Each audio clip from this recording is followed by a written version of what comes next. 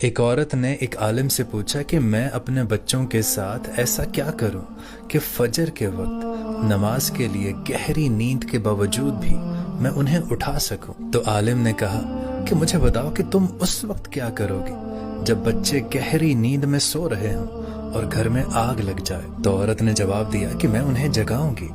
तो आलिम ने पूछा कि अगर उनकी नींद गहरी हुई और वो ना उठे तो तब तुम क्या करोगी। तो औरत ने जवाब दिया कि मुझे अल्लाह की कसम, मैं उनको गर्दनों से पकड़कर घसीट कर घर से बाहर ले आऊंगी और उन्हें बचाऊंगी। तो तब आलिम ने उन्हें बहुत खूबसूरत जवाब दिया कि औरत, अगर तुम उन्हें दुनिया की आग से बचाने के लिए ये सब कर सकती हो तो जहन्नम की आग से बचाने